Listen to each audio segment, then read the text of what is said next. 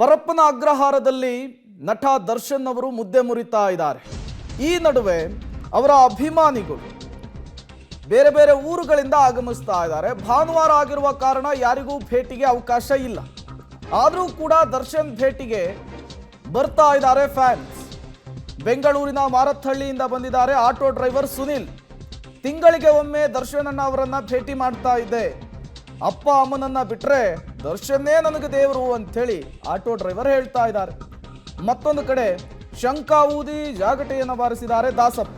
ಬೇಗ ಜೈಲಿನಿಂದ ಬಿಡುಗಡೆ ಆಗಲಿ ಅಂಥೇಳಿ ಶಂಖನಾದವನ್ನ ಮೊಳಗಿಸಿರುವಂಥದ್ದು.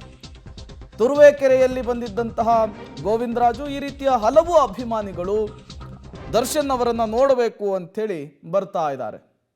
ಅಲ್ಲಿಗೆ ಒಂದಂತೂ ಸ್ಪಷ್ಟವಾಗ್ತಾ ಇದೆ, ದರ್ಶನ್ ಅವರು ಕೊಲೆ ಕೇಸ್ನಲ್ಲಿ ಜೈಲಿಗೆ ಹೋದರೂ ಕೂಡ ಅಭಿಮಾನಿಗಳ ಅಭಿಮಾನ ಕಡಿಮೆ ಆಗಿಲ್ಲ ಅನ್ನೋದು ಗೊತ್ತಾಗ್ತಾ ಇರುವಂಥದ್ದು.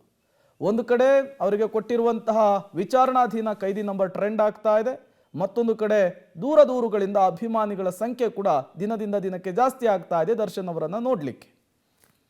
ಇಲ್ಲಿ ನಮ್ಮ ದರ್ಶನ್ ಅವ್ರು ತುಂಬ ಕಷ್ಟ ಆಗೈತಿ. ಅವ್ರು ಏನಾರು ನಮ್ಮನಿಗೆ ಊಟ ಮಾಡ್ತಾರೋ ಇಲ್ವೋ, ಅವ್ರನ್ನ ಜೈಲಿಂದ ಬೇಗ ಬಿಡುಗಡೆ ಮಾಡಿರಿ, ನಮ್ಮ ಸಾಮಾಜಿಕ ಕಾರ್ಯಗಳನ್ನು ಮಾಡೋರಿ. ಎಷ್ಟೋ ಜನ ಅಂಗವಿಕರಿಗೆ ಕಣ್ಣು ಕಾಣದಕ್ಕೆ, ಕಿವಿ ಕೇಳದಕ್ಕೆ, ಶರೀರದಲ್ಲಿ ಕೆಲಸ ಮಾಡ್ಕೊಂತಾರ ವ್ಯಕ್ತಿಗಳಿಗೆ ಕೈಲಾದಷ್ಟು ಸಹಾಯ ಮಾಡೋರಿ. ಅದು ಯಾರೂ ಹೇಳೋಕ್ಕಾಗ್ತಿಲ್ಲ.